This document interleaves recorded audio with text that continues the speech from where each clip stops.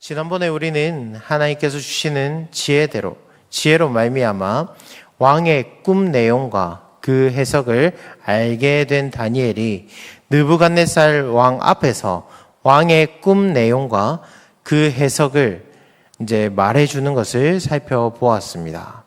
오늘 본문은 다니엘을 통해 꿈에 관한 모든 비밀을 확실하게 알게 된 바벨론 왕 느부갓네살이 하나님과 다니엘을 높이고 다니엘을 온 나라에서 탁월한 지위에 세워 높이는 것을 볼 수 있습니다. 그뿐 아니라 다니엘의 요구대로 세 친구인 사드락과 메삭과 아벳느고에게도 지방의 중요한 관직을 수여하고 있음을 볼 수 있지요. 그리고 무엇보다도 느부갓네살이 이스라엘의 하나님 여호와를 송축하고 하나님께서 진정한 신이시며 유일한 신이심을 고백하고 있다라는 점입니다. 오늘 본문을 함께 살펴보면서 우리에게 교훈하시는 하나님의 그 뜻이 무엇인지 함께 살펴보도록 하겠습니다. 첫 번째로 우리가 먼저 살펴보아야 할 것은 바벨론의 왕 느부갓네살이 하나님을 높이고 있다라는 것입니다. 오늘 본문 47절을 함께 읽어보겠습니다. 47절입니다. 시작.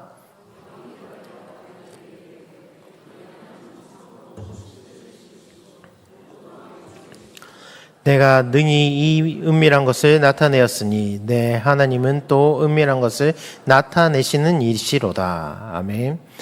느부갓네살 왕이 다니엘에게 하고 있는 이 고백은 이 장 전체의 주제라 할 수 있습니다. 더 나아가서는 다니엘서 전체의 핵심적인 내용이기도 하죠.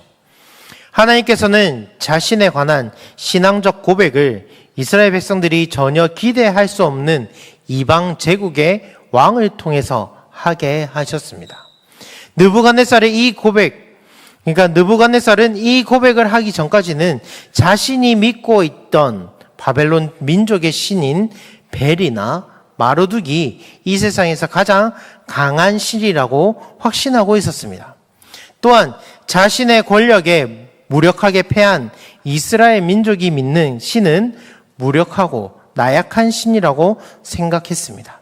그러나 다니엘을 통해 자신의 꿈에 관한 모든 비밀을 듣고 난 직후에 그는 이전까지의 모든 고정관념을 바꾸게 되었습니다. 자기가 이전에 가지고 있던 그 고정관념이 깨어지는 순간을 경험했던 것입니다. 아무리 자신이 인정하지 않으려고 했지만 이스라엘의 하나님의 모든 신들 중에 신이시며 모든 왕들의 주제라는 사실을 자신의 꿈 사건으로 인해서 부인할 수 없게 된 것입니다. 이렇게 느부갓네살의 입으로 직접 하나님을 높이는 고백을 하는 사실은 다니엘이 본서 전체를 통해 가장 강력하게 말하고 싶은 메시지이기도 합니다. 다니엘은 자신을 포함한 이스라엘 민족이 이방 땅으로 끌려와서 고난을 당하는 현실 가운데서도 이스라엘 백성들에게 절망하지 말고 소망을 가지고 살도록 하려는 차원에서 하나님의 위대하심에 대해서 목소리 높여 증거하고자 했습니다. 이스라엘이 비록 바벨론 왕 느부갓네살에게 패하여 포로로 끌려왔지만 그것은 하나님께서 바벨론의 신보다 약해서가 아님을 분명하게 말하기를 원했습니다. 하나님께서는 모든 신들보다 뛰어나고 강하신 참 신이시지만 자기 백성들에 대해서 다른 목적이 있기 때문에 그들에게 고난을 허용하신 것뿐임을 백성들에게 다니엘이 말하고자 했습니다. 그리고 하나님께서는 때가 되면 바벨론 제국을 무너뜨리고 이스라엘 백성들을 포로에서 벗어나 다시 고향의 땅인 예루살렘으로 돌려보내실 것을 말하고자 했습니다. 그리고 느부갓네살의 이 고백을 통해 백성들에게 다시 하나님께서 회복시켜 주실 것을 확신할 수 있도록 했지요. 하나님께서 바벨론을 무너뜨리고 다시 본향으로 돌아가게 해 주실 것이라는 것을 믿으며 소망을 잃지 않고 살아가도록 다니엘이 이끌고 있는 것입니다. 사랑하는 성도 여러분, 우리 하나님께서는 모든 만물을 지으시고 다스리시는 분이십니다. 다니엘을 통해 능력을 나타내시고 영광을 받으신 하나님께서는 지금도 우리에게 역사하고 계십니다. 하나님께서는 지금 우리의 삶에서도 역사하고 계시고 우리를 통해 높임을 받으시고 계십니다. 불가능한 일일 것 같은 일들도 하나님을 믿는 성도들에게 심심치 않게 일어나는 이유도 하나님께서 자신이 살아있음을, 자신이 모든 만물을 만드신 참된 신이심을 보여주기 위해서 기적도 보여주시고 불가능한 일도 가능하게 하십니다. 그러한 일들이 우리의 삶에서도 분명히 일어납니다. 하나님께서는 우리를 통해 역사하시기를 소망하십니다.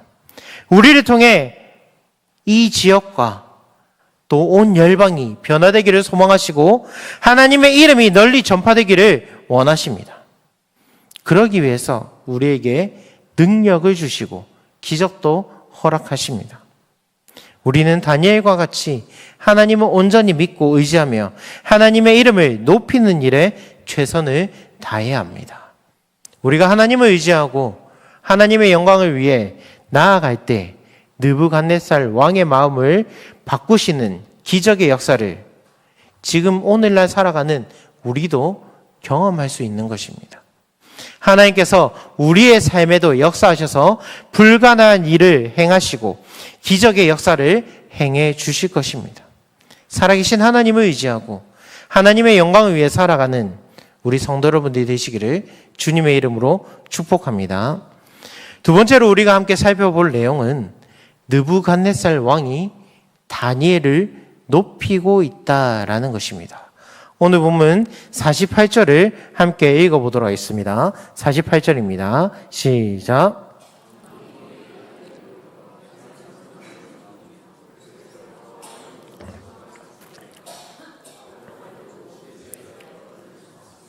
아멘. 본문에서 느부갓네살은 6절에서 바벨론의 여러 지혜자들에게 약속했던 내용을 그대로 다니엘에게 살해하고 있음을 볼 수 있습니다. 귀한 선물을 많이 수여하는 것 외에도 다니엘을 정치적으로 지극히 높여서 바벨론 제국의 최고 통치자 다음가는 서열의 직분을 부여하고 자신의 최측근 참모로 삼았습니다. 본문에서 높여라고 해당하는 히브리 단어 랍비는 어원적으로 위대한 사람을 만들었다라는 의미입니다. 그래서 예수님께서 사역하시던 시대에 스승을 랍비라고 불렀지요. 위대한 사람, 높은 사람을 의미하는 단어로 바로 이 랍비라는 단어가 사용되었습니다. 포로로 끌려온 10대 후반의 히브리 청년이 하루아침에 바벨론 제국에서 왕 다음으로 높임을 받는 사람이 되었다라는 말이죠. 본문에서 바벨론 온 지방은 바벨론 제국을 형성하는 모든 이방 나라들 뿐만 아니라 바벨론 왕궁이 위치해 있는 바벨론 도성까지도 포함하는 표현입니다. 사실상 왕이 다니엘을 제국의 총리로 임명한 것이지요. 다니엘에게 있어서 이제 느부갓네살 왕 외에 자신보다 더 높은 자가 이 제국 내에 존재하지 않는 가장 높은 자리에 오르게 된 것입니다. 그리고 그를 세워 다스리게 했다라는 의미의 히브리 단어 외하실레테라는 단어는 다른 사람들 위에 막강한 권력으로 군림하는 것을 의미하며 왕의 통치를 묘사하는 단어입니다. 이는 다니엘이 느부갓네살의 정권을 위임받아 바벨론 온 지방을 통치하는 자리에 서게 된 것을 분명하게 드러내주고 있죠. 그리고 느부갓네살은 다니엘을 바벨론 제국 내에 있는 모든 지혜자들의 어른으로 삼았습니다. 다니엘은 얼마 전까지만 해도 바벨론 왕실에서 지혜자가 되기 위한 교육을 받았던 인물입니다. 그러나 이번에 왕이 꾼 꿈에 관한 모든 비밀을 명확하게 밝힘으로 다니엘의 지혜와 총명이 다른 지혜 있는 자들보다 월등하게 탁월하다라는 사실이 입증이 되었지요. 그래서 느부갓네살은 다니엘을 자신의 곁에 두어 정치적으로 자문을 받는 참모로 사용하기를 원하여 그를 다른 모든 지혜자들보다 높은 지위로 올렸습니다. 어른을 삼았다라는 이 표현에 해당하는 이제 히브리어 웨라브 시그닌이란 단어는 통치자들의 우두머리라는 의미를 가지고 있습니다. 이는 다니엘이 바벨론의 모든 지혜자들을 관리하는 가장 높은 지위의 우두머리가 되었음을 의미하죠. 그러니까 다니엘은 지금 종교적으로도 정치적으로도 다른 사람들이 범접할 수 없는 지위까지 올라간 것이 틀림없습니다. 이는 하나님께서 자신을 의지하고 믿음을 지켜나간 다니엘에게 은혜와 축복을 내려주신 결과입니다. 고통 가운데 있지만, 죽을 위기 가운데 있었지만 그 가운데서도 흔들리지 않고 하나님만 바라보는 다니엘을 하나님께서 높이신 것입니다. 사랑하는 성도 여러분, 하나님을 굳건하게 믿고 의지하는 자들에게는 하나님께서 갚아주시는 은혜가 이렇게 큰 것을 우리가 볼 수 있습니다. 성경에 보면 이렇게 믿음을 굳건하게 지켜나가면서 하나님께서 주시는 그 은혜를 누린 인물들이 많습니다. 다니엘과 비슷한 삶을 살았던 요셉이 있죠. 요셉도 애굽의 종으로 팔려와서 종살이 하다가 억울하게 모함을 받아서 감옥에 갇히게 되었지만 믿음을 굳건하게 지켜나가고 하나님만 바라보았습니다.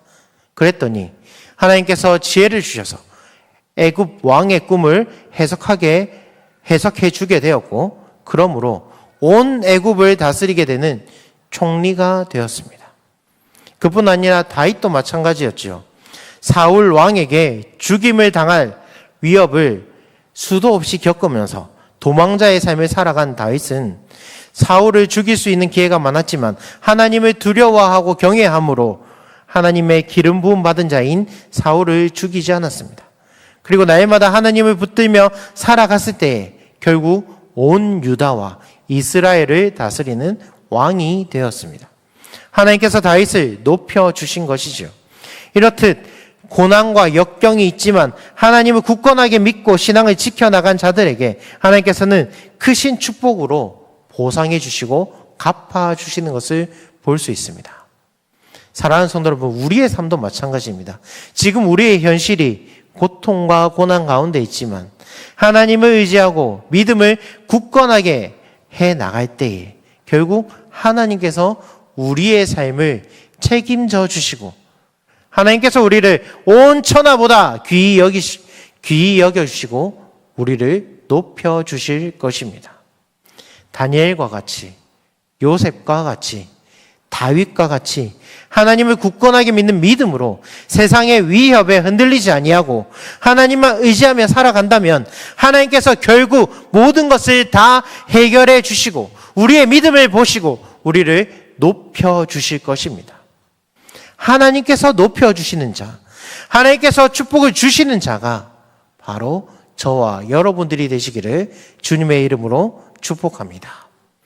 말씀을 마무리하겠습니다. 사랑하는 성도 여러분, 오늘 말씀을 통해 바벨론의 왕인 느부갓네살이 여호와 하나님과 다니엘을 높이는 모습을 오늘 본문을 통해서 우리는 볼 수 있었습니다. 그를 통해 우리가 믿는 하나님은 모든 만물을 다스리시고 주관하시는 신들 중에 신, 가장 위대하신 하나님이심을 본문을 통해 살펴보았습니다.